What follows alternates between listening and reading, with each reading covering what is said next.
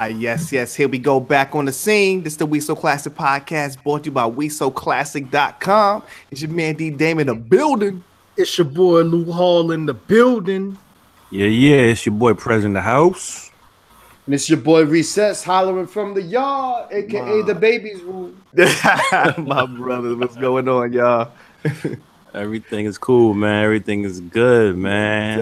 Yo, Prez. We got a special guest with us this week, man. What's going on, man? Yeah, special guest in the building, man. I gotta introduce my man Mikal, Amin. What's good, fellas? What's up, Mikal? What's good? What's going on, fellas? How you doing? Good, man. Good. Thank you for blessing us with your presence on the We So Classic podcast. Yes, sir. Thank you. I appreciate you guys having me on. No doubt, man. We definitely apologize in advance, man.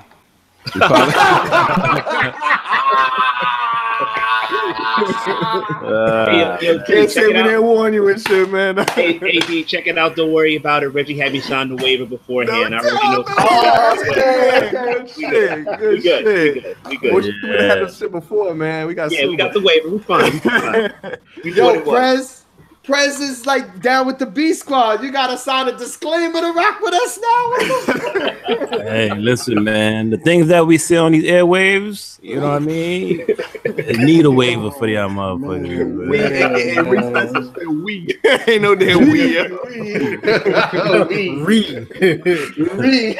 So listen. Normally I'm I ask y'all how y'all week been, but when it comes to recess, I already see how his weekend been. This dude been all over the beach. This dude done been naked all over the beach all weekend, man. What's going on, Recess? What's going on with the naked on social media on the beach, man? What's going on? Man, just having a good week. Living my best life. I'll be out there in the water. So I've been so much used to the city beach. Talk about Far Rock. Talk about CI. Talking about, Jones. Shout out to Jones Beach, man. Yeah. Now I just seen a different light, my brothers. Word. So where were you at? Where were you at, Recess? I was at a private island off the side of Anne Marie down here in Florida, man. Bougie ass. Bougie ass, fancy ass. I said it. I was at a private island. I thought he was going to say nude beach. That's what I got nervous about. He was new. He was the only one new with the shit. Yo, please, my brother. You know Dio is exaggerating craziness. You know what I'm saying? But I was out there and I was, with the family. Like we always preach on the podcast. Spend as much time with the family as possible. You know what I'm saying? So, and that's what I was doing, D. Come on, man. Listen, man, you was having a blast, the family, man, playing with the babies and the wife. You had a good ass time, man. Yo, that water did it, son. I mean, we've been to many a beach, but that one, the sandbar is like 50 feet out. Son, I'm out down there catching hermit crabs. Yeah, we did. What the fuck was that? Yeah, man. Sure, with that shit in your hand. That was a hermit crab? Yeah, man. Some exotic. Yo, when you out there, you see them shits because you waist deep, but you see your feet and you see the sand clear. Wow. I mean, that's what it is, son. So I wanted to go get some red lobster, literally red lobster. You know what I'm saying? But yeah, D, come on, man. That's what's up, man. That's what's up, bro. Good shit. So speaking of people living their best life, man. Big new home, man. What's good, man? Last weekend, man. The hot pants. Man, you know what I'm saying? Had a ball this weekend, man. Went to Charlotte. Had a bachelor's party since I'm getting married next week. Oh my God! Next Saturday. Next Saturday. How are you not scared out of your mind right now? I'm so scared, man. Congratulations, man. Congratulations. Appreciate it, man. Yeah, that's what's up. Yeah, so we did the festivities down in Charlotte, North Carolina. You know what I'm saying? Started off, went to went to Cheesecake Factory. The homie said, "Yo, we got a $500 limit. Yo, enjoy." So, we definitely enjoyed. Lots of drinks. I told Luhol, don't expect that shit at All-Star Weekend, man. We ain't doing it like that, man. Yo. So then once that happened, you know what I'm saying, we went to after we checked into the hotel. They said, "Yo, we got a hotel." It's like, "I bet." I'm thinking it's gonna be like Hampton Inn or something like that. Yo, we pull up to the Omni. Nice. Omni Hotel. Everybody got their own separate room.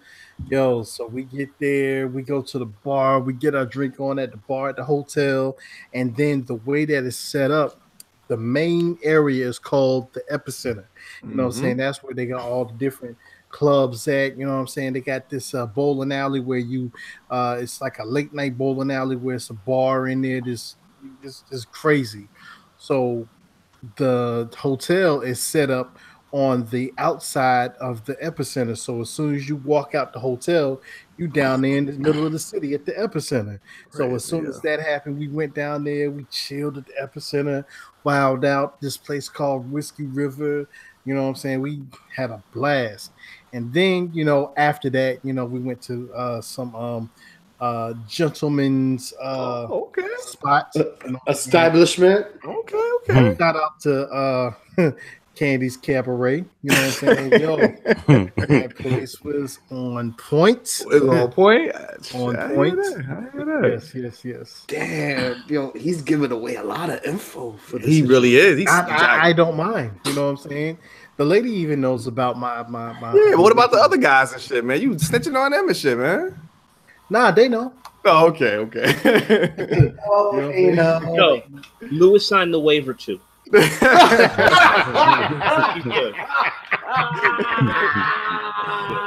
am not held responsible. Listen, as long as you ain't snitching like that, we come back from All-Star Week. As long as you ain't snitching like that when we come back, we good to go, man. Nah. That's what's up. Glad you had a good time, man. Shout out to your peoples and shit. Oh, and by the way, part 2 is gonna be this weekend again in Charlotte. Nice. That's what's up, man. Do it up, brother. Do big. And we'll see y'all next week, man. We'll be down there next weekend, man, for the festivities and shit, man. Yes, sir. Should be good. I did want to say that I was asking Lou Hall for many an invitation, and he never sent out my info for the festivities prior to the wedding. I'm just gonna put that out there. Like the night before, shit. No, yeah. I mean, maybe he thinks, well, his Seska's gonna be a little bit wild. Maybe I don't know if I should. He'll just send him for the wedding. He'll behave around everybody else. Listen, the way that Philadelphia was set up, yo, man, you do fuck away from me. You did the right thing, man. Don't send them shit. There won't be no wedding. You involve him in Mikal, we all went to Philly a couple of months ago, man, or a couple of weeks, whatever the fuck it was. Ain't nobody trying to hang out with Recess like that, man. He's a little too much, man. I'm still recovering. You ain't get to the wedding and shit. You hang out with Recess. Don't listen to them, Mikal. Don't listen to them, man. Well, the way it sounds, maybe drive y'all to a new beach somewhere, something. Oh man! Stay away, Lou Hall. Stay away. Yes, crazy. That's great. So what's up with you, my brother Mikal? What's up with you, man? How your week been, man? Shit, what's up? It's been dope, man. I'm in Brooklyn, so I actually ended up at the Brooklyn Hip Hop Festival on Sunday. Yes. That was pretty dope because they had Most Def and Khalid. They did Black Star. They rocked a lot. Yo, you know what's crazy? I had completely forgotten Knowledge of Self, Respiration, Browns and Lady. Man, so Days in the Night. Yeah, Days in the Night. Yeah, they have so many just dope songs and hits, man. They rocked 90 minutes. They weren't even doing. They did 90 minutes. They did 90 minutes. They brought out OC. They brought out who else did they bring out? They brought out Lil Fame. Okay. Because what happened is also Pharaoh was there. So Pharaoh Rock, he brought out Poe. It was crazy. They brought out Poe. Yeah. Get the fuck out of here. Yeah, it was Pharaoh went first, and then they went. And there's a lot of other dope acts. Latasha Alcindor, who I've actually booked at BAM. She's a dope MC from Brooklyn. Sky Zoo Rock, he did his thing. But Nice. Let me tell you, man, Black Star was in vintage form. I thought it was 9/7 all over again, man. It was crazy. Nice. That's dope. That's dope, man. It just so happened to be the 20th anniversary of that Black Star album, too. I think that's why they had him there. That's why they had him there. That was dope. That was a solid album, man. Like one of the best of all times in my book. Yeah. Front to back. Front to back. 100%. 100%. Top tier. Yeah. That's cool, man. That's what's up. So you only did the Sunday because it was like a 4-day event, I think, right? Yeah. I'm sorry, not Sunday. I'm Saturday. I apologize. You're right. Saturday. I was there Saturday. You was a Saturday? Oh, it was like a 4-day shit they had? Yeah. Oh, it actually started on Monday. I went to the Hip Hop Institute on Tuesday, and then they had the Juice exhibition, but I couldn't go to that on Friday because I actually had a show myself. So I was rocking out at a Williamsburg hotel. So I only made 2 of the days. Okay. They were on Medgar Evers College. They were on their campus for about 4 days doing different types of talks and panels and things like that. Nice. So it was really, really dope. That's dope shit, man. That is dope, yo. Yeah. Black Star. You said Yasin Bey, Talib Kweli. And then you said OC. OC. You lack the minerals and vitamins. And yo, I'm telling you, man, like cats were in serious, they were in rare form, man. They definitely showed out. It was tight all the way through. That's nice. Dope shit. Yeah. I guess that was kind of like a makeup for the barbecue that Prez attended. Oh man, that was rough, bro. I was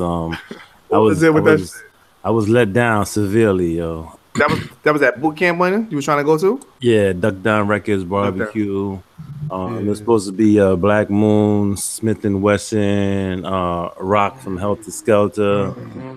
They were supposed to be there. By the time I got there, I got there a little late, but it looked like they shut it down. Like I guess because of the rain, it had rain in the afternoon, early evening. So I think it was raining so much that they just decided to like pull the plug on the whole event. You keep bringing the fucking rain, man. You know that shit, right?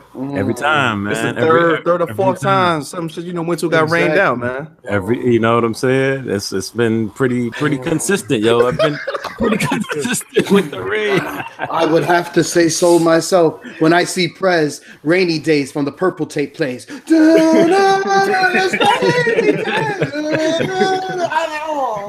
Yo, Mikal, I don't know if Prez ever told you, man.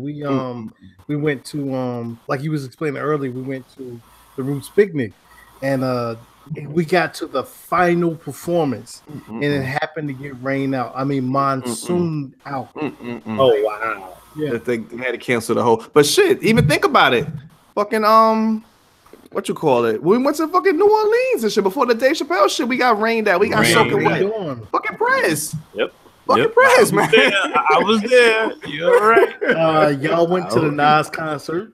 Oh my God, we got rained to the fucking Nas concert. I was there. So you know what? So this is what we're gonna do. We're gonna send Prez to California because they need. So we're all gonna chip in. We're gonna get in a round trip ticket, hang out for a month. Send me the Coachella. Send me the Coachella. We'll send you there. They get a drive. You know what to do. We'll send Prez out there. You know, hang out. We'll see Kendrick or something like that. We'll have him do some on-site stuff with Kendrick or something. And then, like I do, I always buy insurance on my airline ticket. So we gotta buy insurance for Prez. We might ring that flight out too, man. Did you ever get that money back for insurance? Yo, man, I'm still waiting on my check from Live. Nah, you ain't getting that shit back. Nah, I did not go ahead with the claim, though I did have premise too, but I didn't go ahead. Oh, you didn't do it? All right. I bought the insurance for the Roots picnic. That's but you know, it would have been selfish because we saw enough. You know what I'm saying? We saw enough. I think we saw good, but it would have been a beautiful capper to see Dave Chappelle You know what I'm saying? But you know, that's what we went to the Roots picnic for. But yeah, for it to have bad weather in New York with certain times. I remember I caught a couple of weeks ago my boy birthday, and you know, and a couple of times in New York, people dying from the heat. It was glad that in the Brooklyn Hip Hop Festival they had great weather. You know what I'm saying? Yeah, it was beautiful outside. It was definitely beautiful outside. Yeah. That's what's up. That's what's up, man. Yo, Prez wasn't there. That's why. What's good with you, Prez, man? Did anything special the past week, man? Nah, man. I'm gonna follow that shit, man. I don't really care, man. He had a great time. Hip hop festival. You know what I mean? I should definitely went first. So you gotta be like me. I ain't going at all because I really didn't do shit. Yeah, but go to work. Nah, man. Just same old, man. Work this weekend. Hot as fuck. You know, just uneventful, man. Just, you know, just looking forward to next weekend when I could probably get into something. Okay, that's what's up. Nigga saved lives all week and he doesn't say one thing. Poe law is respected on this show, yo. I gotta tell you that. Stop it. So what's good with your boy Mikal, Prez, man? What's good, man? So yo, man, this dude, he somebody that I felt like, you know, he definitely represent the culture to the fullest.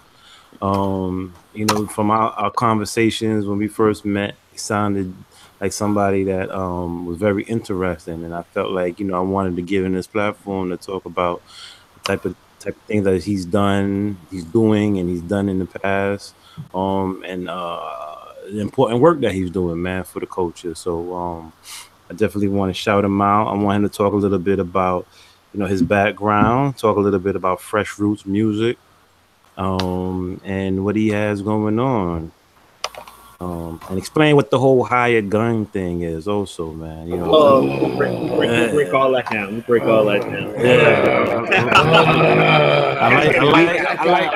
Gotta get hype. I like how that sound. I like the way that sound, man. Hired gun. You know, you definitely. FreshRootsMusic.com. You hit that homepage. You hit that homepage on freshmusic.com, freshrootsmusic.com. Yo, you see hired gun of the first things. Y'all don't even see home, about us, profile. I see hired gun. Yeah, man. So go ahead, man. Go ahead and jump into it, man. So it's crazy, man. You know, it's interesting. I met Reggie actually. Reggie's amazing because, you know, he's working with young men through this program, Plot for Youth, out here in Brooklyn. So I was actually one of the facilitators for the storytelling workshop for all of, you know, the young men that were in the program. So that's how we met. And, you know, basically, I'm an MC, artist, educator, born and raised in New Jersey. I don't want to date myself, but I'm definitely a child of the 80s. I'm one of those cats that came up listening to Kane and Run DMC, Queen Latifah, all of that. Yes. And, I grew up in the sticks, but my first cousin, was actually was born and raised in Newark. That's where my father's from. So that's how I first got into hip hop. So the very first record I ever heard was Self Destruction on good BLS. Record. Good record. BLS, very good record on BLS. Chuck Chill Out Saturday night. It's so vivid to me because before that I was what you would call a real nerdy kid. I wasn't cool or anything like that. So I was in like Huey Lewis and the News. Good music though, man. Hall and Oates and all of that stuff. I was definitely into that stuff. But my cousin was from the streets, man. So he was all into Kane and Rakim and all of that. So I would go play ball with him, go to Newark, hang out at my grandma's house, kick it with him, and stuff like that. And one night we were listening to the radio. All of a sudden, today's topic, self-destruction. It really gets the rap audience is bugging. It's one or two brothers, ignorant suckers, trying to rob and steal from one another. You'll get caught in the mid. And I was just like, what is this? I was like, what is this? Yeah, it was bugging me out. And my cousin just realized, he was like, you don't know what it is? That's KRS-One, Knowledge Reigns Supreme. I'm like, what? And he just started breaking everybody down. He's telling me about Just Ice and Kane, like as you're going through, and my eyes are just bugging out. I'm just like, this is amazing. And after that, I was hooked. I was going to the Kmart. I was going James Way. I'm really dating myself. They don't even exist no more. I was looking for tapes. I'd go with my cousin places. We'd be taping Red Alert on 98.7 when it used to be on 98.7. Yeah. It was 97.1, all that bullshit. Wait for the freestyle shit to play, and then like 10, 11 o'clock, super late at night. And it's funny because I tell my students, I'm like, yo, y'all don't understand the struggle that we went through because hip hop was not cool. It was not running the world. It was not popular. It was not what everybody wanted to be. It was the trash. It was the gimmick. You couldn't find it on the radio. Nope. You couldn't buy it on the radio, let alone now. So I was like, when we were in it, you really had to be a lover of it and a fan of it because you could find it and search it. It wasn't in your face every single day. Which I was very blessed. I was fortunate that my cousin was from the city because, like, when I was growing up I grew up in the western part of New Jersey, a place called Sussex County. Man, you're not getting no rap stations out there. You were barely getting Z100 out there. So and definitely nobody in my school was cool. So you know what I mean. But that's where it really started for me as a really young kid. And then went to school. Came to New York in 2000 with my career ASP. So basically, this is where the hired gun comes from. All right, so I had a super old school name. My first rap name was G Rock. Ain't that bad, man. Check it out. So I was raised supreme over nearly everyone. King Asiatic, nobody's equal. I was totally in an acronym shit. So I was like, here we go. It's got to be an acronym. So it was Genuine Rocker of Crowds. That was my acronym. G-Rock. Okay. That's dope. Yeah. That's kind of high, man. Yeah. So that was my original name. But what ended up happening was when I moved to New York, I started doing a whole bunch of stuff. I'm also into electronic music. So I have a drum and bass crew called Black Ops that I rock with. I was rocking over rock bands, all types of stuff, and I was getting into all different types of events in the city. So my original DJ, my homies, my brother to this day, he's not really doing as much music now, but there's a type band of brothers called ESP. That's my first group. We all still really tight. It's just like y'all, man. We all got families and professional job stuff, but we still love the music culture. We get together and all that. And he was like, "Yo, man, it's like you're like a mercenary. You just do everything, man. You throw events, you rap over rock. Like it doesn't matter the beat. You do everything." So he's like, you're a hired gun. You're the dude that when the job needs to happen, you're the man they call. So that's what it was. So it became hired gun. The funny thing is, I've always, or for most of the time that I've been performing and rapping, I'm definitely more KRS-One or Native Tongues than Nori. You know what I mean? So, but people hear the gun in my name, they're like, "Are you a gangster rapper?" I'm like, no. I have to go through the whole breakdown of it, or they won't say anything, and then they'll see me rap, and they'll be like, "So, Mr. Gunn, I gotta admit, I was a little concerned, when I saw the name, but I'm so happy I heard, because like your name doesn't really fit what you're talking about. You're talking about revolution, and power, and you're doing all these other things in your music, but I was a little scared because it was a hired gun." It's like, yeah. So about 3 years ago, not a little longer than that, I started basically going about my government. But also too, my name in the Quran is of God like God. It's actually the archangel in the Quran. And my middle name, my full name is Mikal. That's my full name. But my middle name is trustworthy. I also found out through some research that in the Christian religion, the acolyte for Mikal in the Yoruba tradition is the god of the crossroads, Eshu. Also, Mercury, which stands for messenger. So once I started doing some research on my actual name that was given to me by my great grandfather, who was a Muslim. I am not Muslim. I do not practice. It just made sense because that actually more reflected what I was doing creatively, even from gate. So it just felt right to just use my given name. So just like Mikal Amin was what it was. Oh, okay. Yeah. But I've been doing hip hop music now, man, for close to 20 years. I've toured pretty much every continent except for Australia. Been to Europe, Africa, Asia. I'm actually headed out to Germany in 2 weeks to perform and teach at the University of Dortmund. There's a festival they do called Summer AMU. And I'll work with some young kids, middle school students, for about 4 days in an intensive. They have 2 parts. It's called a hip hop summer school. And there's a b-boy camp, b-girl camp, and then the MC workshop. So I'll sit down with about 7 or 8, 10 to 12-year-old like Germans. Some of them are backgrounds from Turkey. Some of them are from Germany, other parts of Europe, and they all come to this camp. And we basically just create. We just make stuff, and then I'll be the featured headliner of the performance at Dortmund Review, which is sort of like their version of like the Brooklyn Academy of Music. It's like an art presenting house.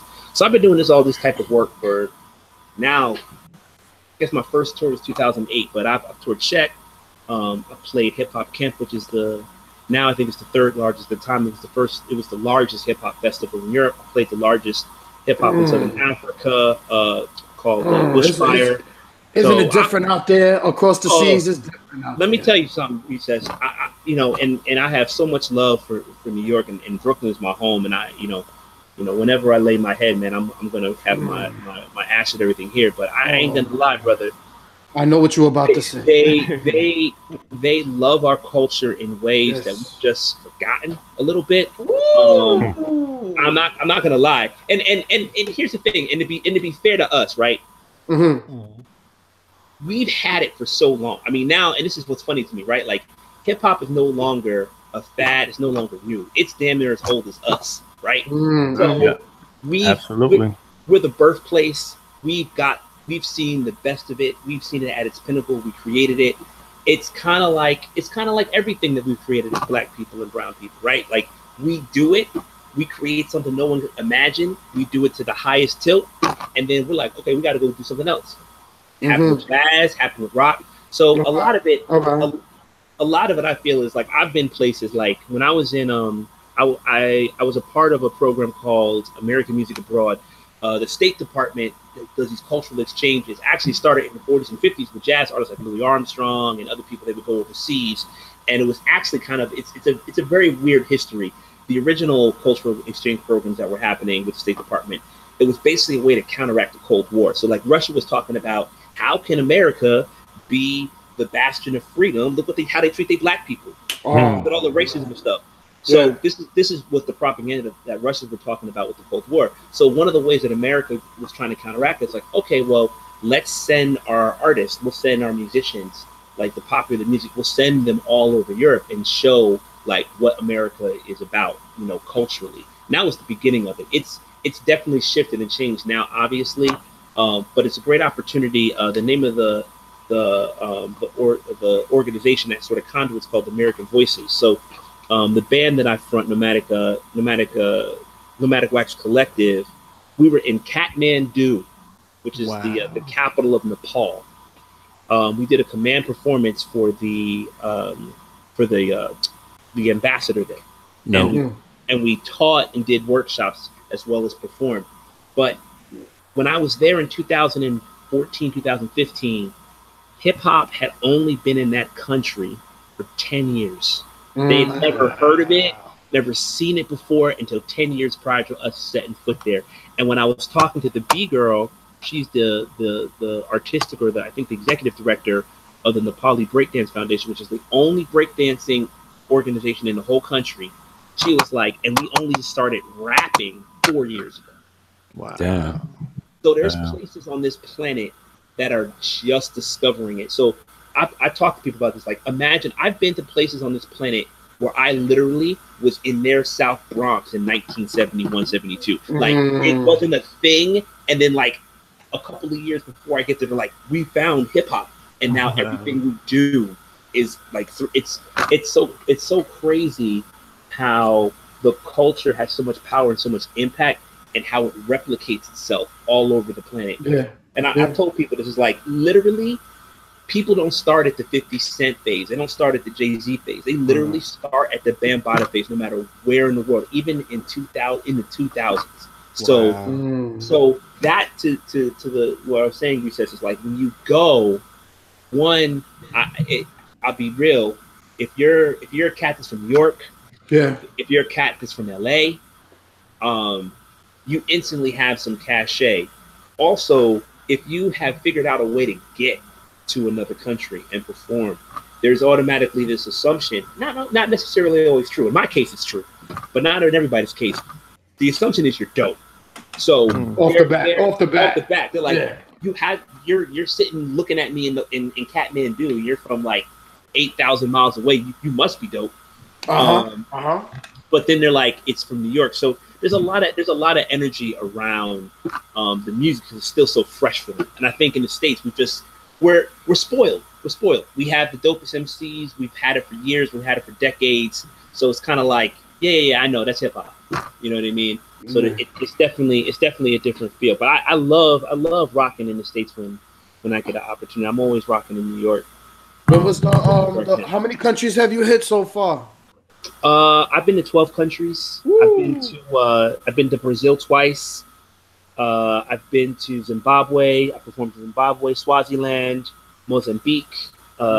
Mostly I perform in Europe. Europe is probably the most I performed in. Luxembourg, Netherlands, Prague, Lyon, Marseille, Paris, Toulouse in France, Berlin, Dortmund, Leipzig. Where else have I played? Leipzig, that's in Germany, right? That's in Germany. Yeah. So that's popping over there. I got my international thing, D. I got my international rights, D. Yo, let me tell you something. One of the illest cities for hip hop, bar none, is Berlin. Berlin cats are nasty. I know this dude named Chef Cat. He raps in 4 languages. And so does his boy. There's this Angolan rapper named Diamond Dog.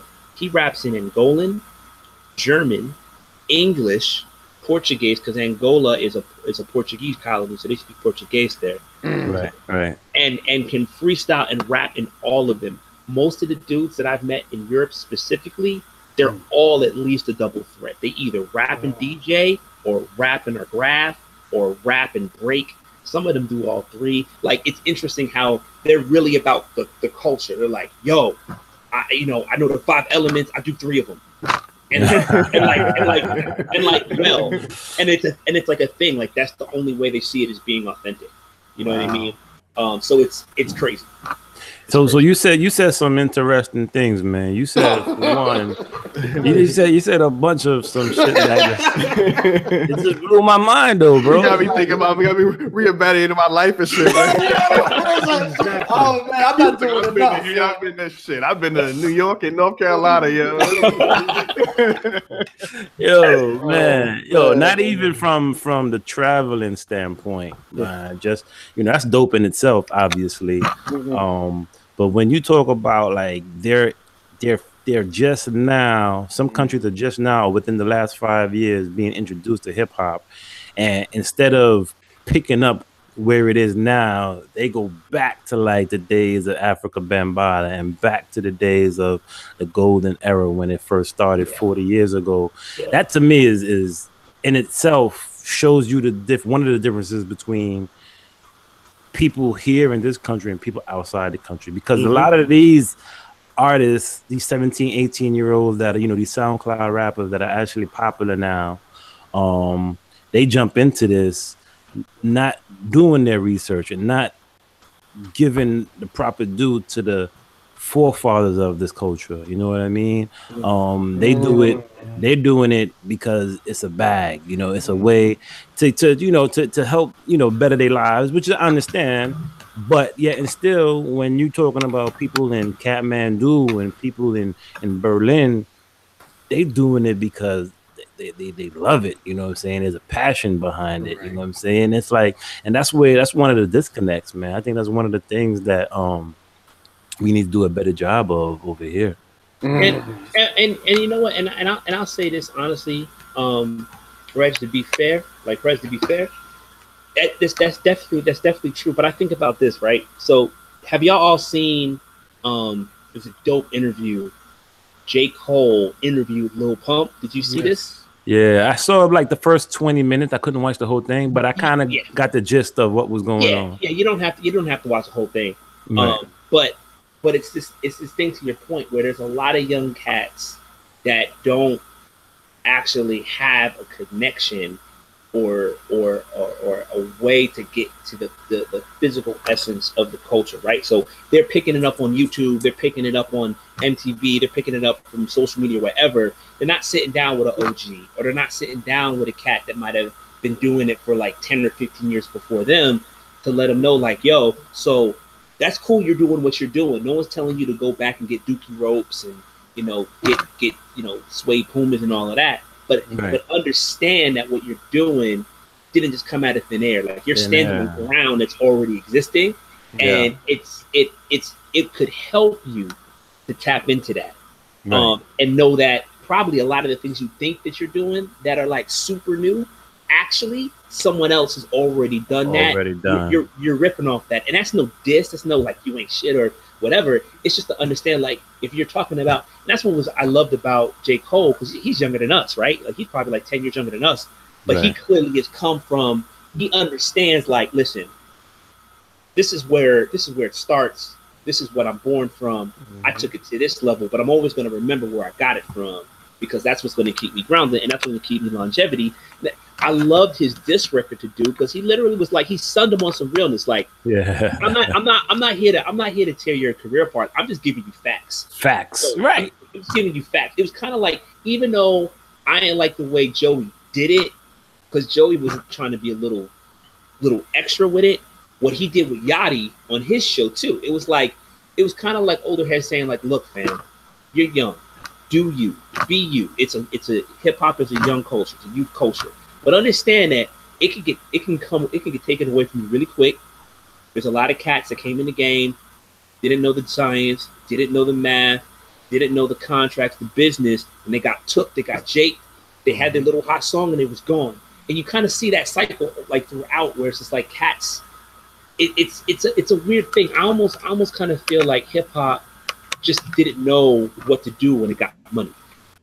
You know what I'm saying? Which is understandable, though. Think about it, though, because we just celebrated the 44th anniversary, right? 44 years ago, it was a dude by the name of Kool Herc who was throwing a fucking party for his sister and some people in the neighborhood. 44 years ago is when hip hop actually was born. So it's so new, and it's going to go through changes that it's expected that it's going to hit some peaks, it's going to hit some valleys.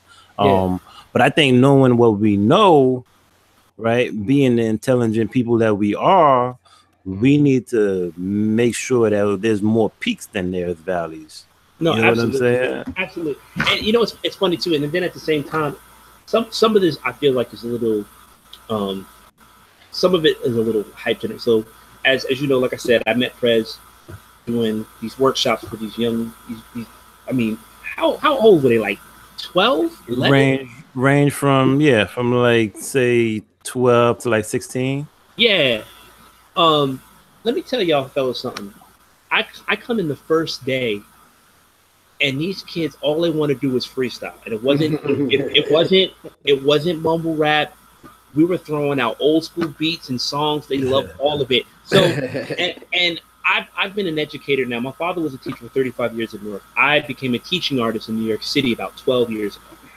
And the thing that I have amazed me, I have worked with and met high school students, teenagers from all over this city. I've taught teenagers all over the country from other places.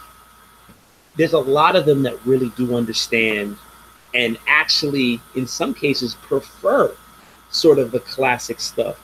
I feel like sometimes there's been this like sensationalized thing, because we do know you got Lil Perp and 6ix9ine and Extension, God rest his soul, and all of that blow up and are popular. So the people, the kids don't know nothing. It's like, no, those are those young people. There's a lot of young people that definitely understand the culture, but similar to how hip hop kind of had its divide. I know the company man just did something really cool on social media talking about I have to actually have to. I don't want to quote it because I haven't seen the whole thing. But he's talking about like the war for hip hop with Nas and De La Soul, and how like in the 94, 95, 96 era when the bling started to really blow up and happen, and like No Limit and all that stuff, you kind of had this fight for like what the soul and the jazz of hip hop sort of got kind of pushed to the side as it became more commercial. Never do what they do. Right. So it's like there's always been, not always, but for a long time, there's been a push and a drive to sort of like figure out what's the easiest, most commodified versions of what we can do. And then we're going to hold that up like that's the only thing going on. Like the industry's been on that for at least 20 plus years. So when you look at hip hop is the greatest thing I really feel culturally has ever been invented, period. Point blank. And now we're really only talking about rap, right? We're not talking about DJing and graffiti and dance and all that. And I can talk to you about how dance is completely influencing all over the world, from a hip hop perspective. But like speaking about the music specifically and rap specifically, it's like it could be anything. And I think that's why the world's embraced it so much. You can be from a favela in Brazil, you could be from a township in Zimbabwe, and just the rawness and like the authenticity and telling your story and like just giving no fucks about it, and also being able to utilize your language and all of that, that translates. Doesn't matter what you speak, doesn't matter what your climate is, that instantly relates. Same thing. I'm in Kathmandu. You don't need hundreds of dollars to buy an instrument and get lessons. And even with YouTube, where you can do a million how-to videos on learning music theory and all of that, it still requires you to have internet. Hip hop is like, yo, get this beat going. Yeah, I'm a rap and we're out, and the party started. That type of technology is never going to have style, right? But the industry has figured out like, okay, well, you know what? Pussy sells, drama sells, guns sell, drugs sell. Let's put that in the front, keep it in the front, and we'll make it seem like that's the only thing popping. When you start getting underneath the layers of it, it's like, yo, there's cats talking about Afrofuturism. There's cats talking about everyday conversations. One of the best records I've heard this year was Fonte's record, No News is Bad News, man. And I'm like, it's crazy. I'm like, why are you talking about my life right now? Why are you talking about the relationship that I struggle with my pops, and thinking about when I have children and what I want to be different, or losing family members, being in your late 30s, early 40s, mid 40s. You start seeing your people dying, and like, this one has diabetes, this one got a heart attack, this one had a stroke, sickle cell got to him. Like real shit that makes you reflect, but it's still dope. You don't feel like you're getting lectures. You're just like, yo, that's a dope story. That's something I want to think about, and making it great. You know what I mean? So there's so much that hip hop is and can be, but young people get kind of like thrown the glitz and the glamour, and it's funny because that's what Cole was talking about. It's like, yeah, I get it, dog. He's 17 years old, and you can have a Land Cruiser, or you can buy out the bar. You can't even drink. You got so much money, you know what I mean? And you can hang out. Of course, you're going to gravitate towards that at 17, 18. Any young man's going to gravitate to that stuff, right? So it's a lot easier, especially when you don't have like that relationship or connection with other people. But like I said, man, when I've worked with young people here in New York City, so many of them really are digging all different types of hip hop and are into more of the culture that people think. It's just they're not popular, and no one in the social media realm or the commercial realm is gonna like big that up, because that's not where they're making their money. And that's what I've seen. And it's unfortunate because we end up having these conversations of like the generation divide, which is real because it's definitely.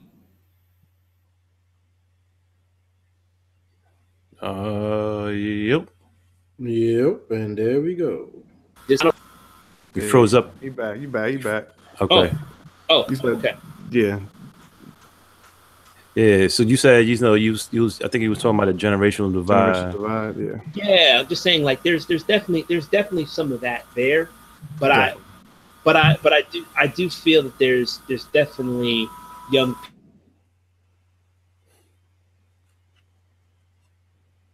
Froze up again. Nah, it's me. So is you, man. Yeah, man. Fuck. No technical difficulties, bro. But yeah, he's saying a lot of dope shit, man. And I want to ask him when he gets back on about the subgenres. Like he got me thinking, Right. like subgenres, like we always throw out there. Mhm. That's just like the tip of the iceberg when you think about all these, foreign countries that are actually, investing in hip hop. But That we already actually knew that shit. I mean, obviously we don't know in and, detail, but we and always talk about that, how these cats go overseas and it's like another world type shit, man. It's but that's the thing, crazy. man. Like that's a whole nother like world out there. Is it America? It's just America, right? It's the money, it's the Yeah, capitalism and and shit. just It's the fucking every word that he is saying is solidifying everything that we have been basically talking about since the beginning of this podcast. Like you said, with the subgenres, you have to have these subgenres because the music has to be divided in some type of way. You can't lump all the what I'm saying, what's going on now, like the new generation and what they're coming up with as and label that as hip hop. Yeah, it's You know hip what I'm hop. saying? You Mm-hmm. have to break it down because at the end of the day, even though we may not, gravitate towards it, it's not for us. So even though it's not for us, you still have to have some type of balance in order for the hip hop culture to continue to rise, because at the end of the day, you have hip hop, but then you divide everybody up into those subgenres, just like what they do with rock. That rock has uh been going on for years on top of years, before the birth of hip hop, past 44 years. So you see how long they've lasted, and they've broken a lot of things down. They don't just say, oh, this person is just rock and roll, everybody's rock and roll. No, they started out with rock and roll, then they broke it down to soft rock, love ballads. They started breaking stuff down, and that's what we need, especially in this Mm-hmm. hip hop culture. you know um that's just what it has to be. exactly. Mm-hmm. Exactly. It's definitely something that needs to be like seriously looked at and explored. I said, well, the brother's back on and shit, man. You want to drop it on him, Prez? What you was talking about? Yeah, for sure. Yo. Yeah, I'm here. Yeah, I'm here. He's there. Yeah, I'm All here. right, all right. Hey, man, yeah. So we were just talking, man. Like, from some of the things that you were saying, brought me to where we used to have conversations about subgenres, and I was just mentioning to the fellas that not only should we have subgenres within the hip hop music here, I feel like it's a whole nother world to be, explored, and we could dive into it for all these other countries that are now becoming more focused on the culture. Like, say for instance, like Swiss Beats, he said a couple weeks ago that he's about to come out with an album where he's just focusing on world music. Like, people know, like, the cats that are in the industry and the cats that are actually traveling, like people like you, people like all these other entertainers, Swiss Beats or whoever the case is, they know that hip hop is like a global phenomenon, yo. It's like it's the most lucrative, the biggest type of music that's out there. As much as they would hate to admit to it, like they just now recently said that it was, but I'm sure it was 10 years ago. You know what I mean? But they just like to keep the shit under wraps.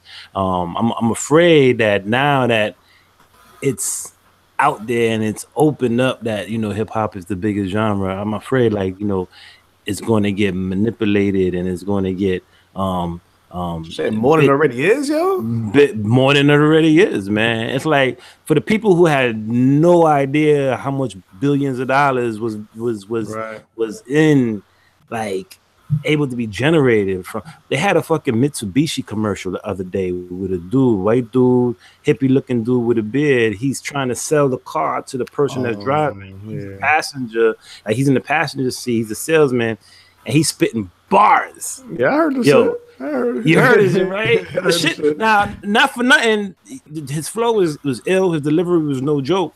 But Brother probably I'm just wrote saying, a brother. I don't know. It could be. But regardless, I'm just trying to prove the point that hip hop ain't going nowhere, man. The shit is like you got all these commercial entities that are like trying to, pimp that shit, and it's just I don't know, man. It's just like a whole bunch of shit that's going on in my head when it comes to that. And you know what? It's funny that you said that because today I was working with my son. He has tutoring, and his tutor, he was helping him to learn his times tables. So there's an actual times table song that he's actually learning, and it's basically a rap song for his 4 times tables. So it's like it's a rhyme for like if it's 4 times 4, four times 1 is 4, and then it rhymes. He has a bar that rhymes. So it's like, okay, yo, you all don't know his 4 times tables. I said 4 times 1 is 4. 4 times 4 is 12. no. Oh my god! I told you. Yo, you need that song. You need that song. 16. My bad. I don't even know what to say. I don't even know what to say. Yo, I'm sorry. If I would have told y'all next week that I should have said that, y'all would have been like, "Yo, no." I'm not editing that shit out. I ain't editing that shit out. I'm about to say, Louis, you might need the jockey to get that cut. Oh, man. Nah, I take that. I take that. We still love you. We still love you, man. Recess 1. Oh man. Luho, tell us about the song that you should have learned today. No, I mean literally. Literally. It's like right here in this thing.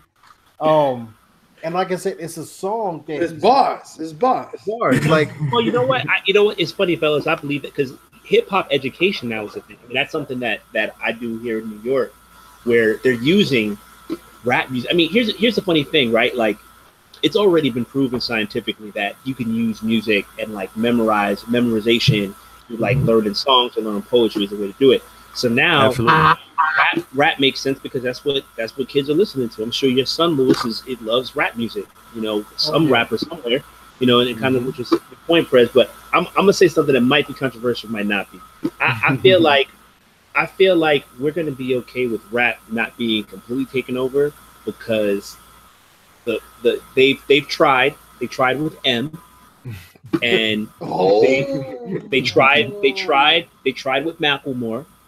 They tried with Asher Roth. They even tried, and he's doing his thing. I don't really feel dude.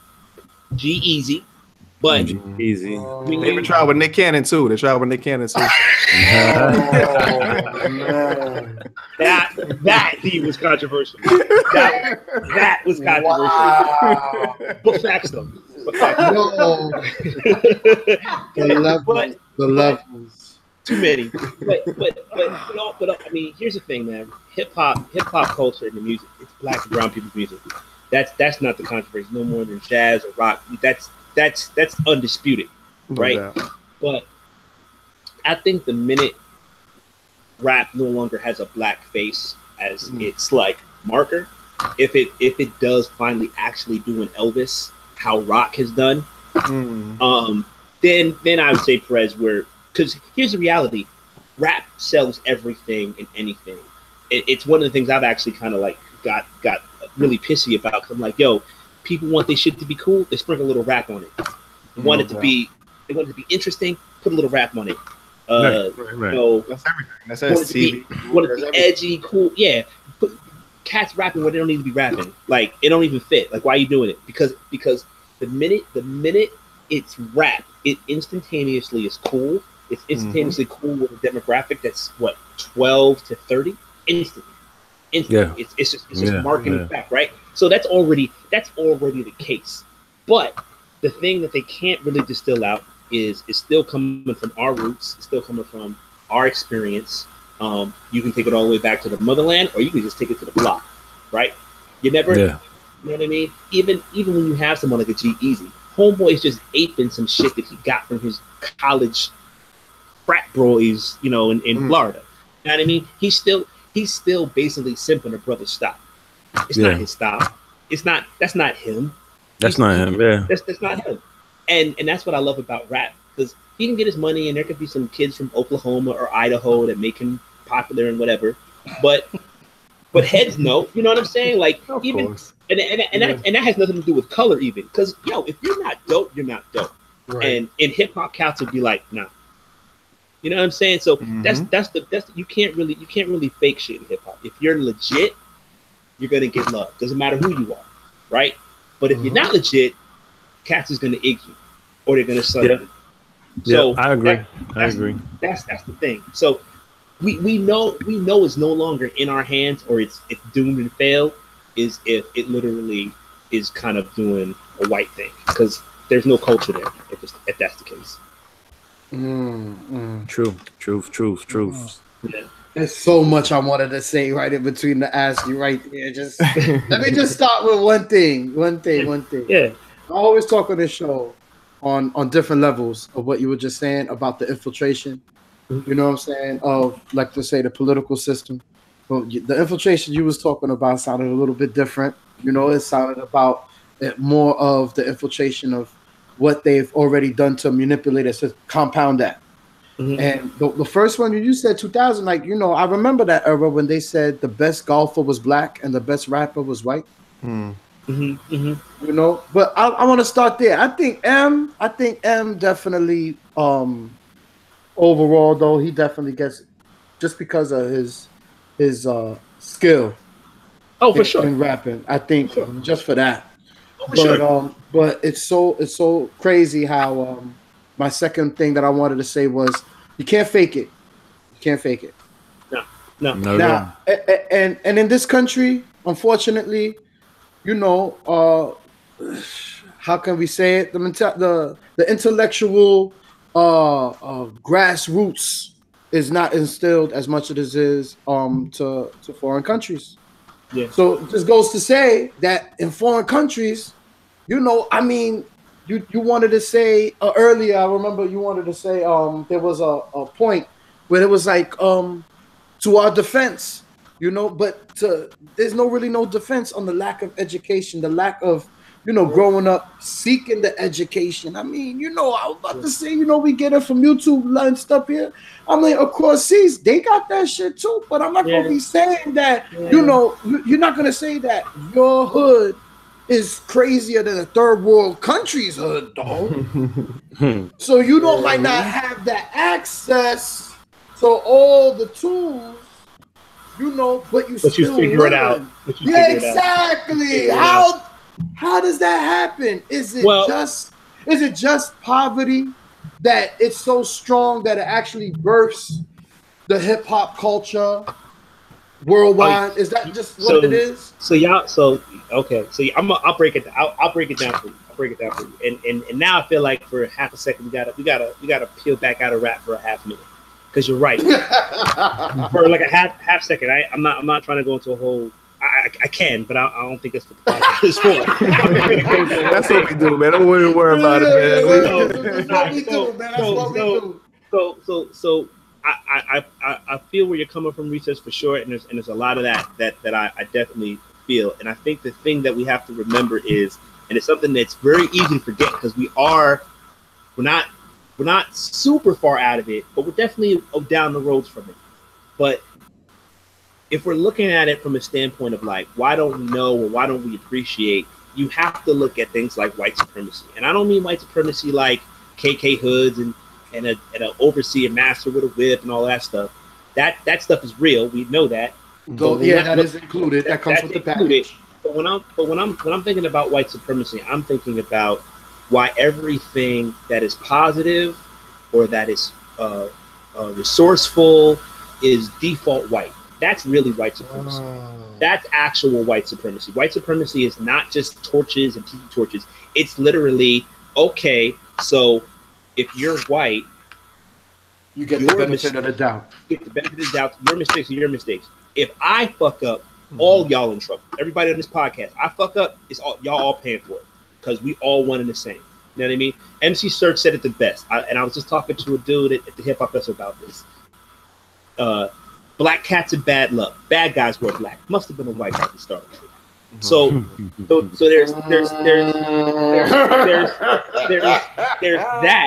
that to it. And the funny thing about it is why I bring up white supremacy is because who wrote history, right? Who wrote history?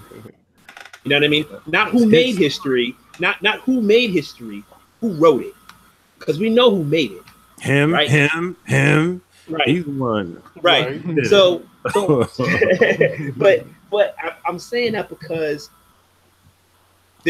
we by design in this country have created a system that everybody fails in. We don't understand how the country was made, how it was formed. The average person doesn't understand those things. We take it for granted. I really feel like in a lot of ways, like everybody here was born at least at least the mid, somewhere between the mid to late 60s to the mid to late 70s on this podcast, right? We all at least 70s babies, right? I'm not really. Because Prez is a 1860s baby. Prez got to be at least 102. At least he's way too old. But around the same. Go ahead. Yeah, we all about the same. But I'm saying that because we at least come from a time where there was a lot of education, either in the home or alternative sources. You didn't have as much information coming at you from so many different angles, so much misinformation, right? So zeroing it back into what you were talking about, Recess, America doesn't value the actual truth. It values what they can sell. And we're sold that from the gate. Whereas in Europe, even though they've been empires for centuries, that's actually been to their benefit. So they actually appreciate culture. When you go to European cities, you go to African cities, you see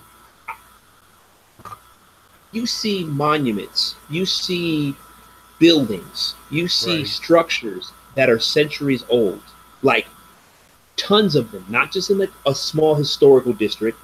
It's literally a part of the everyday. They never forget things. They're always reminded of where they came from so that they may or may not make the same mistakes again. Or when they do start to go that route, like, remember what we did 300 years ago, where it got us there. We don't do that in this country. We don't. We can't do that in this country because we all know how this country started. Well, and let's keep it a buck, right? Let's keep it really, really real. White people have been afraid and scared to death of what would happen if black people and brown people actually acted on the anger and rage they think that we have, right? Right? So all you gotta do is kill the leaders. No. But that's the thing. But see, my point in that is that's the paranoia and fear on their part. There's no truth in that. Right. Two, not to say that those of us that are African people or indigenous people don't have the potential or the possibility to be dangerous or violent or other things, but it's not really how we roll culturally. We deal with things differently. Right? We're compassionate people. We like, if you think about all the anger and the shit that was built up inside of us over the last 100 years, 200 years, right? And all the reasons, we have plenty of reasons, justified reasons to really act out and do our thing, right? But we don't do it because we're compassionate people by nature. I'll put the best and easiest way I can put it for people is this: white people are not exclusive to violence or rage or deceit. But what they have done, and are the only ones in history that have done, is they figured out a way to systemically utilize it to make a hierarchy where they're at the top. That's literally colonialism. That's what imperialism is. That's what that literally is. It's like, okay, we're actually gonna take this these human emotions, and we're going to create a structure that we can capitalize off of it and put everybody else that's not us underneath it. So we got beef, we're going to fight. I'm trying to get to the top of the hill, I'm going to get to the top of the hill. But I don't sit and turn around and create laws, policies, cultural institutions, erase historical facts, all these things to maintain that. They literally have weaponized it. Mm-hmm. It's blatant too, blatant shit. Blatant shit. So textbooks. Right. So zero back in, literally. So zero back in the rest of the world, at least in my experience, their desire to be like, yo, I found this thing called hip hop. I'm gonna start doing it from this point is because historically that's what they do with everything. I've had conversations in Mozambique with people that are half my age that know 1,000 years of their own country's history. And not because they got it from a school, it's because that's just what you tell stories. Your parents tell stories. They know their background. They know that's just the default commonplace. I was in Kathmandu, and it was the most bugged out thing. I'm walking, like I said, Kathmandu's they're Yo, hold on. You're just not gonna say you was at Kathmandu, and this is not a joke. Yeah. Yo, you was in the real. That's Kathmandu. Yeah, okay. The real Kathmandu. Okay. I was in the real Kathmandu. Yes. Dr. Strange was not there though to not see him. Woo! He was probably off somewhere else. But what was crazy to me is like I'm walking through this city. It's a modern city. They got Starbucks. They got skyscrapers. It's not like it's a modern city. I'm turning the corner. Pagoda, 4 stories high, huge, looked like a gymnasium. Wow. Our tour guide was like, I asked him like, so is that the original? She's like, yeah, if we walk around, you'll see them all over the place. I'm like, how old is that? She's like, it's been standing there since 1 AD. Damn. 1 AD. They have these things called prayer mounds that the country is largely, and this is what I did not know. This is an interesting fun fact that I did not know. So Hinduism, or rather Buddhism, is really an extension of Hinduism in Asia. In America, we've separated the two. In Nepal, what I learned is that essentially Buddhism it's almost like saying you have Christianity and you have Protestants and you have Methodists and you have Catholics. Like Buddhists have the same gods as they look at the Hindu gods in that structure system as connected to Buddha. Buddha is a part of like that pantheon for them. It's in the West, it's separated. I did not know that. So they have these prayer mounds all over the city. Because Kathmandu, literally the way the creation myth goes is that valley there was a huge lily on the top of it. And I guess it was Shiva, I think, if I remember the story correctly, it was such a beautiful flower. They wanted it. So they plucked it and they took it, all the water drained out, and that's the Kathmandu Valley. And that's like it's like the holiest city. So these things are all over their city, and they're like from the 1st century. And it's they're not moved, they're not touched, they're sacred, people know what they are. These are the types of things that we just don't have in this country. We don't do those. So when you have that practice and principle, then when you see something, a cultural artifact, if you see something that's as rich as like hip hop music, you revere it in that way. You're like, yo, this is powerful. I must understand it from its very core. Wow. I must understand it from its root. Okay. Its value isn't in like it makes money. It's and to be really honest, they've gotten to that point. Like there's definitely cats that they see the bling and they want to do that, but from where it started, from its day one, it didn't start with that. It literally started. So their authenticity is definitely verified. Yes. Each artist, okay. Yes. Well, the ones that have maintained that. I'm just saying that the reason why hip hop is so revered in these areas and these places is because of the fact that they treat culture so differently than us. So they definitely have that root. But But to keep the picture real, there's definitely cats in Nepal that are blinging it out and trying to do what they've found now commercially. Europe's been like that for a minute. Like Europe is not what that it was. It's not what it was. It's so interesting.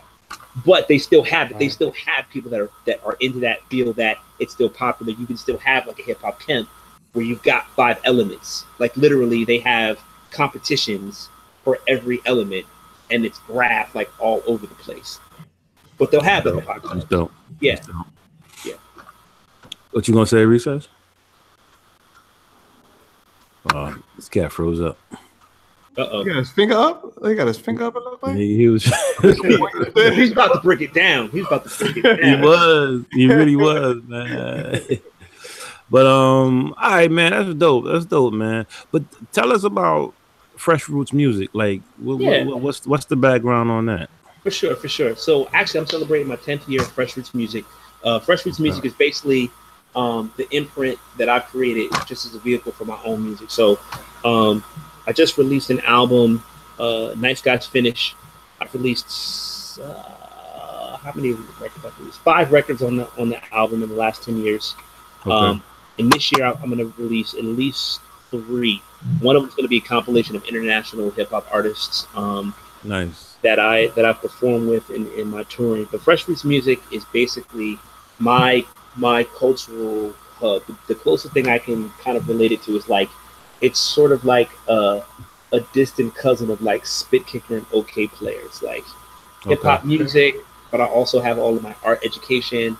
You know, I teach at Columbia University for Cyphers for Justice, which is an after-school program for high school students. I do my own independent contracting as an educator. I run art education programs at the Brooklyn Academy of Music, and I'm their producer and co-curator for their hip hop event, or their hip hop showcase for schools and public audiences, Words on Power. So all of these things are sort of like intertwined in what Fresh Roots Music is.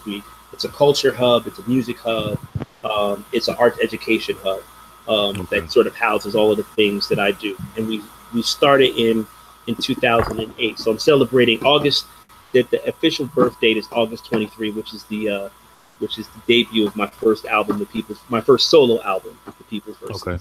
So yeah, so it's a special. Congrats, my brother. Congrats, man. Thank you. Most definitely. Thank you. So it's a special year, but yet, you know, it's funny. I tell people all the time, like when I was a kid, and I knew that I wanted to rap, and I had one goal. I was like, all I want to do, if I've made it, if I move to New York City and I get on the stage in New York, if I get on the stage and rap in New York and don't get booed, right.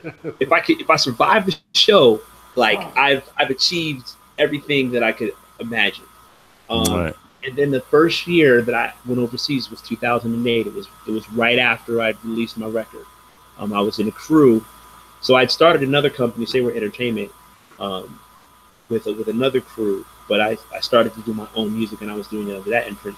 But I went to the Czech Republic in 2008, and I was like, if my 18-year-old self saw his 28-year-old self right now, he would lose his mind, because it's so far removed from what I ever thought was possible. And now 10 years later, having been a State Department ambassador and seen pretty much every continent, and performed with amazing people, and like performed in front of like 25,000 people on the continent.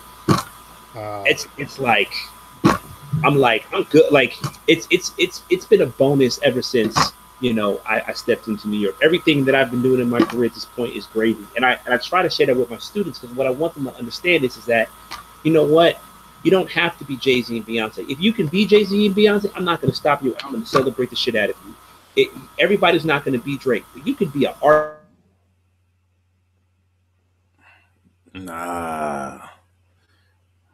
And be out there and be an artist. It's just about understanding what you're dope at, being authentic to that, having a plan, and being humble, and realizing like it takes time and it takes work. Like I was almost 30 before I actually got to a place where people could like recognize, you know, I wasn't going overseas as a 20-year-old. I was going overseas as a 30-plus-year-old. It took time to develop the networks, to develop the craft, to put all of that together.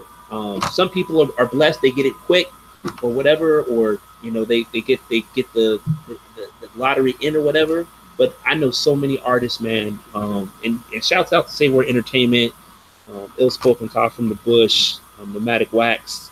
All of these cats are cats that I've worked with and done stuff with, and they're not household names by anybody's measure, but there's a lot of people all over the world who have listened to their music, play their music, rock their music, Right. and we get paid to do it. We are living a dream. We get paid to be rap artists. My passport is full of stamps, not for vacation, because somebody's paying me to come to their city and rock or teach their kids hip hop, and I've done it multiple times over. You know what I mean? And it's funny. I'm actually going to be a judge with Abiodun Wale of the Last Poets at an event in Bedside called Lyrical Olympics, July 28th at the Restoration Plaza. So I've taught with Abiodun Wale. Like all of these things is like when if I throw out my words, like, who the fuck are you? You did where? Like, yeah, it's just you know what I mean. But it's I'm never going to be on Hot 97. It's not. You're not going to see me there. I'm not going to be at Summer Jam. That's not going to be where I'm at. It's just not going to be where I'm at, and I'm okay with that. You know what I mean? But I try to impart on my young kids, like, look, what do you want to do? Because if you want to just travel the world being a musician, you can do that without having to worry about if you're going to be one of the people picked to be on that thing. And I've seen young people beating themselves over the head, 23 years old, but thinking like their whole career's over because they haven't made, Summer Jam. It's like, dude, you're 23. You just started. What do you mean? You're gonna be all right. You're gonna be okay.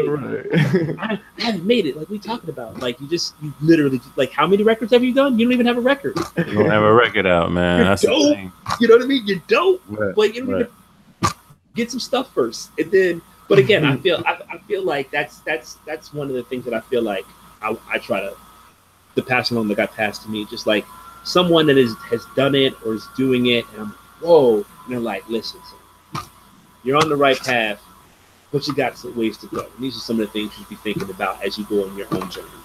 That's right. That's what I want to part. Not be like, listen, whippersnapper, you should be rapping in 4/4 and da-da-da. Like, no, do your thing, but what's the plan? What's the goal? Figure that out. Yeah. You know what I mean? And realize where you can take it and do it. No doubt, man. Dope shit, man. That sounds like some true adulting advice. Figure it out. You gotta figure it out. That's all I can do at this point. And I feel blessed too, because I feel like in my other capacities beyond being an artist, I'm now at a point in my life where I'm in the position where I can be of some service to some other younger cats that are doing stuff, even if it's just giving them a word and be like, listen, I know it feels like you're not getting where you need to go. I can tell you from my vantage point, keep walking. You're walking in the right direction. Just keep going, even if it's that, because I can turn around and say like, who the fuck are you? And then you show them the resume, like, you, yeah. So trust me, I know where you want to go. I might have been there already. Right. You know what I mean? You're all right.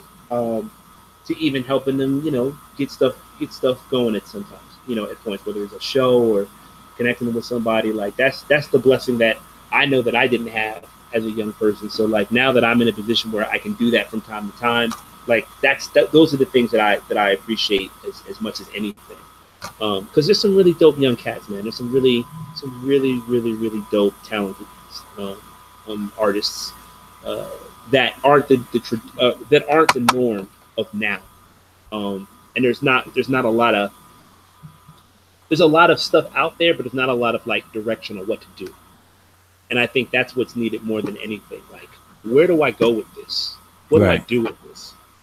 How can I make this happen? So there's people like me, like I said, the cats from Say Word, Rabbi Darkside, Parthenon, my boy Ta, who does similar work like this. Like, I feel like we're Baba Israel, who I work with at BAM, who's the director of the show and the co-curator with me for Word Sound Power, the show at BAM. Like, I feel like we're part of a small cadre of people across the country that's like, yeah, we work directly with like this generation and the next generation of artists in our capacities as we can, to kind of like, yeah, you're right, keep going, keep doing your thing, keep going what you're doing, and just make sure your stuff is tight. That's make sure your stuff is tight. No doubt. Creatively, business wise, in the head, mentally, spiritually. Just make sure that's if you stay in that, whether you do it in 3 years, 30 years, 10 years, 10 months, you're gonna get what you need, and you're gonna get the things that you need. But you gotta stay focused on it. And that's and somebody that can tell you that's been there or knows what the hell they're talking about. I think that's the biggest thing I think that young people, I think they run into. Yeah. Who would you see yourself doing a song with? Like, if you could pick, like, say 3 artists, top of your head. Oh wow! Honestly, right now, I would love to do a song with Royce. Okay. Kendrick, Royce, Kendrick, and why am I forgetting Rhapsody? Yeah. They gonna look up. Yeah. Right now, off top, those 3. If it was all time though, it's got to be Black Thought, Big Daddy Kane, and Q-Tip. Nice. I woke up and said Q-Tip. Listen, I'm the son of Tribe, man. So much of what I do creatively started from the abstract, man. That was really where I started to. Because honestly, man, like I told you, I'm not a city kid. I'm not from the hood. I'm from the burbs. I skateboarded. I used to joke with my students. I'm like, yo, I was Lupe before Lupe. Yo, y'all getting all those kick flips and stuff. Like, I was a black skateboarder in 1989. Y'all wild late. Like, that's old. Tribe, what I mean? But Tribe has blazed the trail for so many artists, man. So many artists. Well, I mean, when you see, and they're from Queens, you see brothers rolling up in dungarees and college sweatshirts and talking about ham and eggs, and you're like, okay, so I don't have to, because when I was growing up, man, Kane was like my hero, like black top, dookie ropes, he's smooth. But then I'm looking in the mirror at me, I'm like, I'm just this corny, nerdy black kid. I'm not gonna ever be Kane, so I can like him, but I'm never gonna be Kane. But I could look at Fight or look at Q-Tip, like, but I look like them. I talk about the stuff I talk about. I could be them. I could be Positive News. They look like me. They sound like me. And they're dope. They're not corny. They're not like what the old guys are talking about. Like they've got their props. They can rap. So that's why I've always been in that native tongue. You can't. And so that brings me back to the whole thing now, like with the younger generation. Not knocking them or anything like that, but all these fans of people like Lupe, fans of Kanye, fans of Chance, all that is Tribe right there, man. All of them dudes, it's an extension of Tribe. So why not do the history and go learn what it is when the native tongues got together, when the Black Sheeps and the De La Souls and the Moni Loves and the Jungle Brothers, when they all got together, man, and they created that collective, man. You'll see exactly why you like Chance the Rapper today, or you like Kid Cudi today. You know what I'm saying? It's just do your history, man. Just take the time, do the research, and you'll see that all of this is all tied in, man. It's all tied in. Well, real talk. That's why, like, what was 2006? I think it was. It was a while ago. Why Lupe got so much flack for this. I remember that Tribe comment, right? Yeah. Because it's like, yo, fam, like you could. I stopped fucking with him. Yeah, right. It's like you could talk about you're from West Side Chicago and you listen to these gangster rappers from Chicago, and I believe you. Like that's where you're from. But come on, fam, you can't sit there and tell me like what you sound like and your whole vibe. Is it a native tongue vibe? Native tongue, man. And no one was telling you had to like bow down to them or anything like that. But at least just respect the fact that like that's your heritage. That's the blueprint. That's the blueprint, man. Yeah, right. You know what I'm saying? Even you got fucking Pharrell, that's been doing what he's doing, and Timberland, Missy, all of them doing what they doing. You could even trace that line to Future, like how Future came up under the Dungeon family, and the Dungeon family actually did the production for Outkast, and look who Outkast came under. Outkast was the fucking supposed to be the Tribe of the South. Yes. They were intentionally trying to have the two of them copycat and carbon copy Fife and Q-Tip, and it's just all related, man. It's just, you know what I mean. It just got to do the history. Yeah, Dungeon Family, man, they don't get enough props, but they have a dope. I don't know if any of you saw it, the documentary. Yes, sir. Yeah, man. I didn't realize. Like, obviously, I know Goody Mob and Sleepy and all those guys, but like, I didn't even realize like the Brat. Like, they literally made the Southern sound, man. They make so much of the Southern sound that people don't even realize. Word up, man. That's what's up, man. So what you got going on, man? I know you said something on July 28th. You're going to be in Brooklyn, and then I know you're going to Germany. Just touch on that again, man, and let the people know your social media and how they get in contact with you and all that. Yeah, for sure. So there's a really dope event in 2 weeks. It's actually at Restoration Plaza in Brooklyn, New York, July 28th, 1 p.m. to 6 p.m. The Lyrical Olympics. Joshua Sarah is one of the I think he's the founder, co-founder of the event. It's 2 years strong. And basically what it is there is a competition for rap, poetry, and comedy. And they've been doing preliminaries throughout the year. The festival is going to have the finalists square off in each category, $500 each. Myself, Abby O'Doon are the judges. Actually, hold on a second. I'll give you all of the judges. Okay. In 1 second. There's 4 of us. Basically, I think how he's breaking it down is I'm the rap judge. Okay.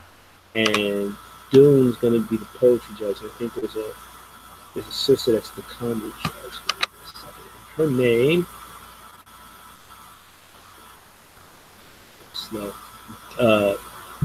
Dara Jemmett and Shaka Assis are the other judges, but it's going to be dope. There's going to be a performance by a dope New York underground cat by the name of Osiris Anthem.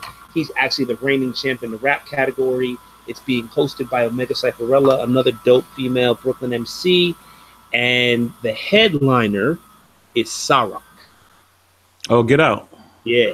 That's like Shay, that's the girl D. That's my homegirl. I posted up and shit a couple of weeks ago. Yeah, but she's off the chain. Yo, real talk. That's like Rakim's granddaughter. She's like when I heard her spit the first time, I'm like, yeah, you got Rakim all up in your damn. Like you got Rakim, Latifah, bars are hard. I'm like, hard. Mm-hmm.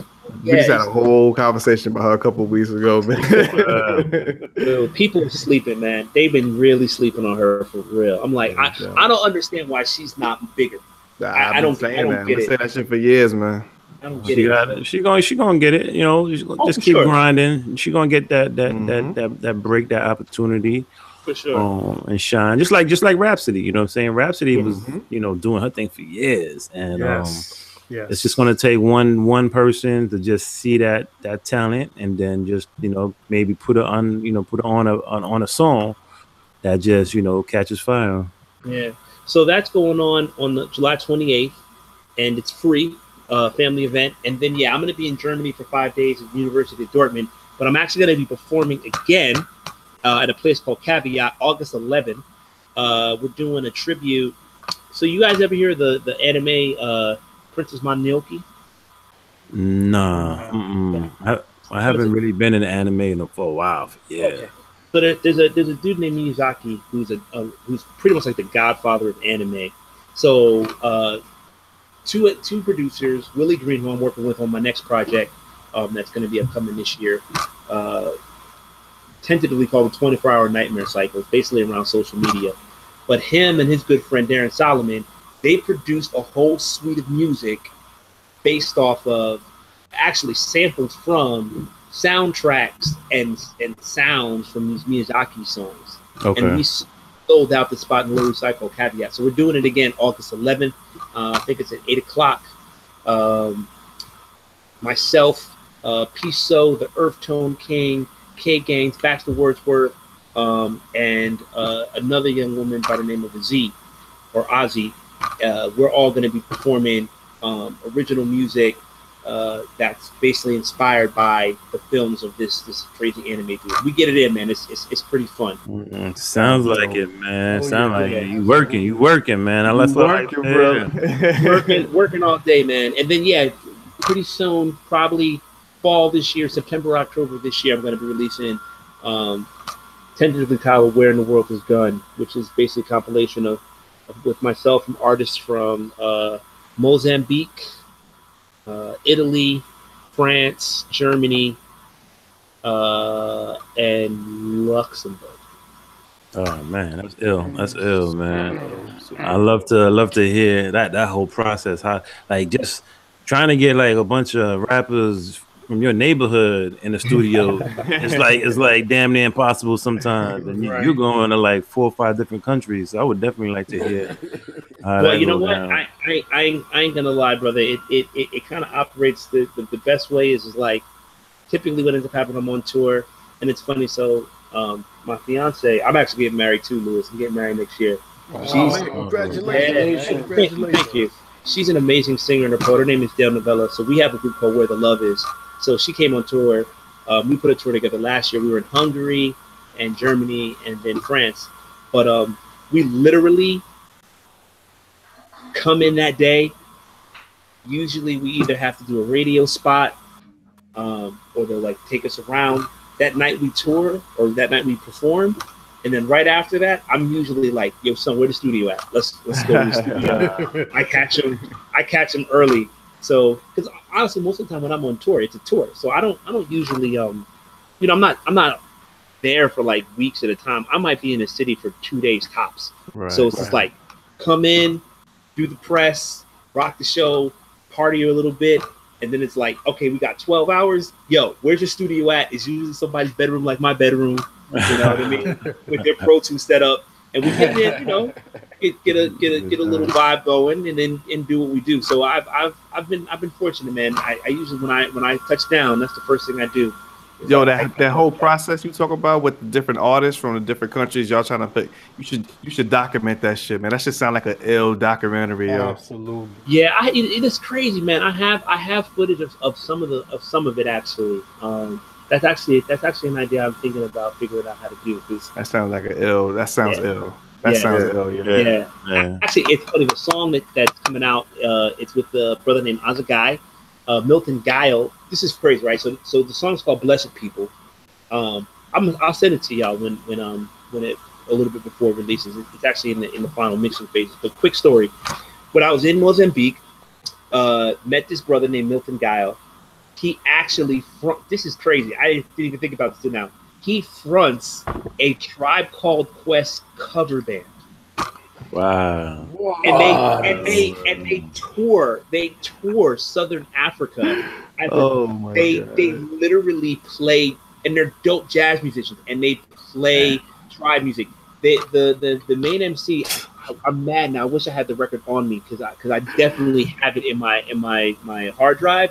Right. He literally redid People's Instinctive Travels. Like he did his own versions of it. So it's original lyrics, but it's literally like redoing their songs, like remixing their beats. That is so crazy. Wow. Yeah, it's nuts. It's nuts. So he's a dope producer. So they were one of the hosts on this American Music Abroad tour. So they have a place that's like their venue. So of course it's hip hop. We're hanging out, we're chilling. That was the first time actually that tour we were in each city for about 10 days. So we actually got to like kick it. So like by the second week, we're like family. We're hanging out. we're hanging out, doing what you do with hip hop. I can fill in the blanks. There's definitely vibes going. So they're like, yo, let's go hang out. Let's go hang out in the studio. We'll jam some. And this crazy ass couple, Raz P, he's a Mozambique reggae artist, and his wife, Shapa, who's a nasty MC, they're there, whole band's there, my band's there. So you have 2 bands in this studio, and for about 4 hours, we're just jamming. We're just playing music and freestyling. And my boy, who's our DJ, he also does camera work, so he videotaped it. Wow. And then like this just totally improvised hook by Raz P. He started saying, "We are the blessed people, we are the blessed ones," and he was just freestyling, and everybody was like, "Yo!" Everything stopped. I get my pen out as a guy gets. It is so funny too because we're talking about this is 2014, so everybody got freaking smartphones and shit. All the MCs, we all had books. Like everybody put the phone down, we went in the bag. I pull out my notebook. I said, it was so crazy, right? Because I'm like, everywhere I've ever been, it's like the most familiar things to hip hop to me happen. So I'm like, of course, like I can't speak Portuguese. They speak some broken English. Totally, Mozambique is nothing like anything in New York City. But of course, you get a bunch of musicians, a bunch of rappers do the same shit. Like it literally like so at home. It wasn't even funny. So as soon as everybody heard him say that, that's dope. Like that's the hook. Yo, that's the concept. Everybody just went to their corners. Milton goes to the studio. He starts laying down riffs on his bass guitar. Another hour later, they got the beat, and then it was a rap, and we had the song. And we were blissed out of our mind. We were having so much fun and blissed out of our mind. You know what I mean? And that's literally what ends up happening most of the time when I'm doing the stuff. But like, yeah, it's literally just hanging out and vibing, and then just like, and that's the thing was dope. Like a lot of times because I have the privilege of being there and being from New York, they really do take it serious. Because like, when are we gonna ever have a chance to do a song with somebody from New York or from somebody from another country? So they kind of like they're already in the mindset of like, yeah, we got to make something. Yeah. So we have the same energy on it. So I've totally taken advantage. I'm like, yeah. I'm only gonna be here for like 12 hours. What do you want to do? Let's do it. Let's do it. So yeah, that's gonna be coming out September, October on Fresh Roots Music. I'll send you guys the links. If anybody wants to check me out, everything that is Mikal Amin is at Fresh Roots Music. Mikal_Amin Fresh Roots Music is the Instagram.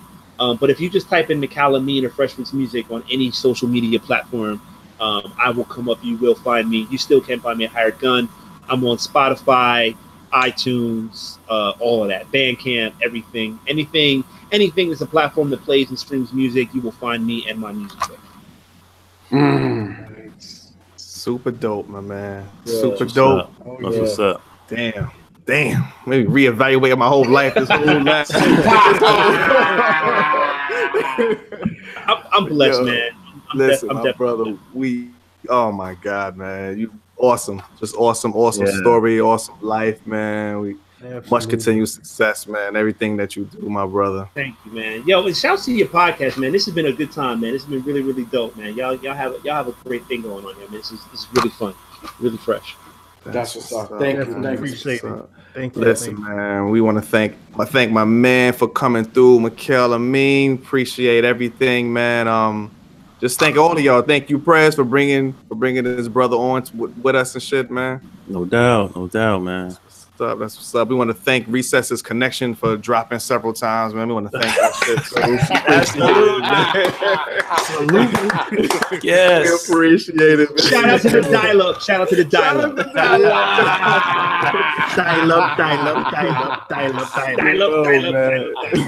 Let you guys know what it is, man. We So Classic Podcast, man. Thank everybody for checking us out, man. We're gonna have some more dope shows. Actually, we're gonna definitely get you back on again sometime in the future, man. Oh yeah, I would love to, man. I would love to. I appreciate that. Get you back Prez, on. man. Good looking, man. Thank you for having me out, Prez. D. No doubt, man. Recess, man. Yeah, really. This is classic. Podcast is classic. That's what's up.